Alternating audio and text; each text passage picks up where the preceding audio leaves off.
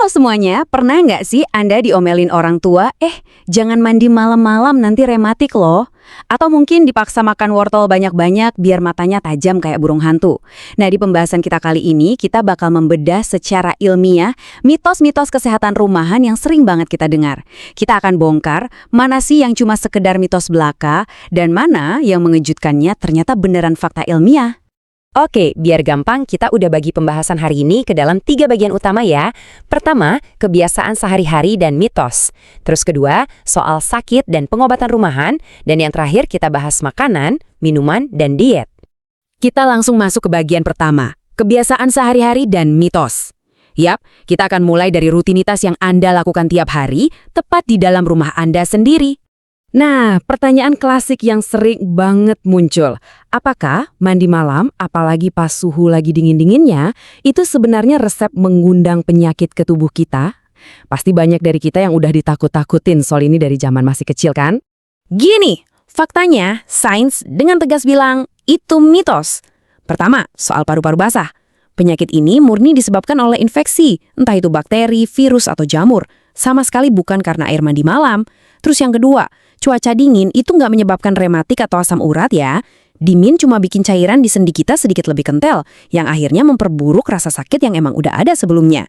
Dan satu lagi nih, berkeringat banyak itu cuma cara tubuh mengatur suhu, bukan berarti Anda lagi bakar lebih banyak kalori. Serius? Lanjut ya. Pernah nggak sih Anda saking stresnya mikirin kerjaan atau masalah hidup sampai ngerasa, wah bisa putih semua nih rambut gue hari ini? Nah, pertanyaannya, ini cuma kiasan lebay di film-film atau emang beneran bisa terjadi secara medis?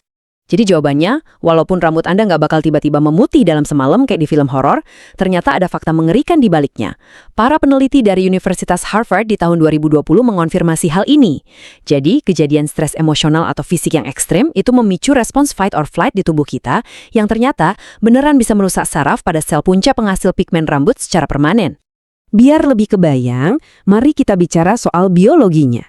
Ada yang namanya melanosit. Ini tuh sel khusus yang tugasnya memproduksi warna untuk rambut kita. Nah, pas kita ngalamin stres emosional atau fisik yang intens, cadangan sel punca melanosit ini bisa langsung terkuras habis. Mirip kayak yang dialami beberapa pasien kemoterapi. Begitu sel ini habis, rambut Anda bakal kehilangan warnanya secara permanen. Jadi, mitos ini emang tervalidasi oleh sains. Oke, beralih ke mitos berikutnya. Kita sering banget dengar istilah tidur cantik. Coba deh dipikir-pikir, apa iya tidur ekstra itu beneran bisa memperbaiki kondisi tubuh dan wajah kita? Atau jangan-jangan ini cuma alasan cerdas aja biar kaum rebahan bisa males-malesan pas weekend? Ternyata pas kita lagi enak-enaknya terlelap, ritme sirkadian tubuh kita malah lagi kerja lembur. Produksi kolagen itu otomatis meningkat pesat buat balikin elastisitas kulit. Pergantian sel juga jadi jauh lebih cepat, dan fungsi pelindung alami kulit kita makin kuat. Plus, hidrasi tubuh membaik secara keseluruhan. Ini membuktikan kalau tidur cantik itu sama sekali bukan trik marketing. Tubuh kita tuh secara harfiah beneran lagi memperbaiki sel-sel yang rusak. Lanjut ke bagian 2, sakit dan pengobatan rumahan. Kita bakal bahas mitos-mitos yang otomatis muncul di detik Anda mulai ngerasa nggak enak badan. Nah, ini dia pertanyaan pamungkas soal makanan penghibur sejuta umat. Pas hidung mulai tersumbat dan tenggorokan mulai gatal, biasanya ibu atau nenek kita bakal buru-buru nyodorin semangkuk sup ayam hangat. Pertanyaannya, apa iya sup ayam beneran bisa menyembuhkan flu? Percaya nggak percaya, berbagai penelitian, termasuk studi ternama dari University of Nebraska Medical Center, ngebuktiin kalau resep turun-temurun ini 100% benar. Cairan hangat dan kombinasi bahan-bahan di dalamnya tuh secara aktif menenangkan respons imun tubuh kita yang lagi overreaktif. Efeknya, pasien bisa pulih sampai 2,5 hari lebih cepat dibandingin mereka yang nggak makan sup ayam. Keren banget kan? Kalau Anda penasaran gimana cara kerjanya, rahasianya ada di tingkat seluler. Waktu kita flu, tubuh sering banget memproduksi peradangan berlebih lewat sel darah putih yang namanya neutrofil, plus protein spesifik kayak IL-6 dan TNF-alpha. Nah, sup ayam ini secara harfiah ngeblok pergerakan si protein-protein inflamasi ini. Jadi, dia tuh bekerja secara fisik dari dalam tubuh untuk ngeredain gejala hidung tersumbat dan sakit tenggorokan yang bikin kita tersiksa itu.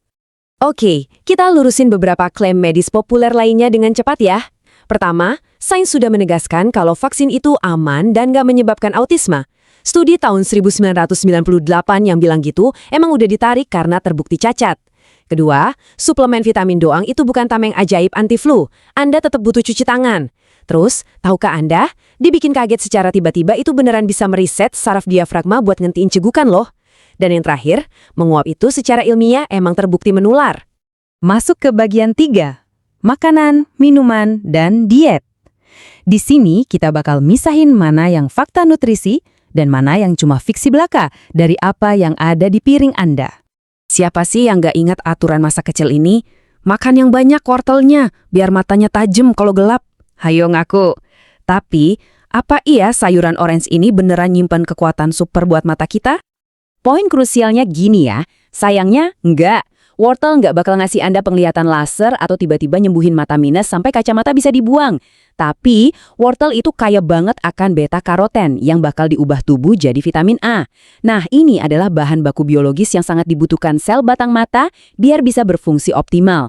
Jadi intinya, wortel emang secara khusus bekerja buat mencegah yang namanya rabun senja.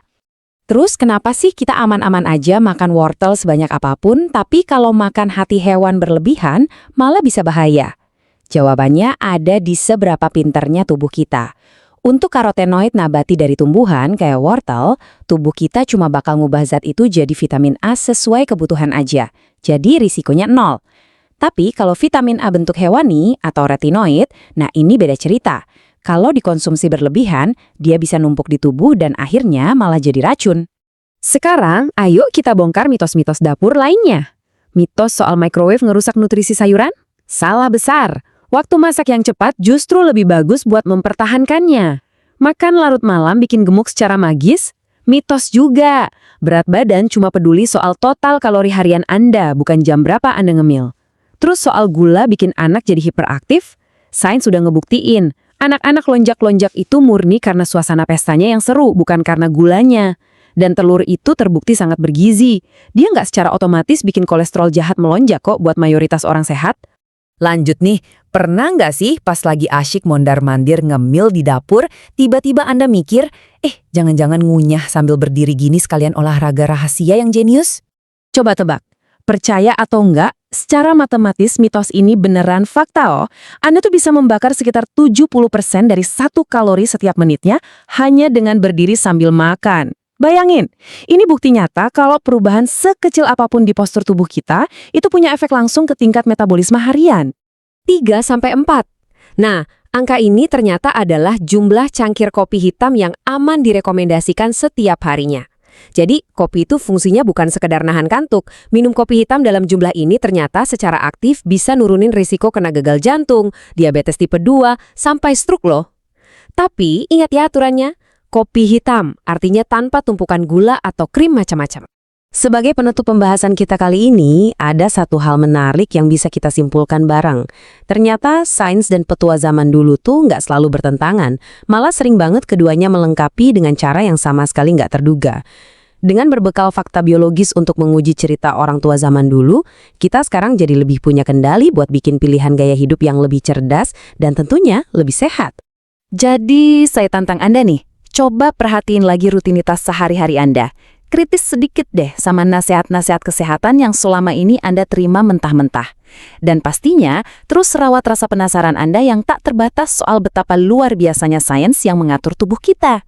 Nah, pertanyaannya sekarang, dari sekian banyak kebiasaan kesehatan harian Anda, mana yang mau Anda perbaiki mulai malam ini? Sampai jumpa di pembahasan seru kita berikutnya.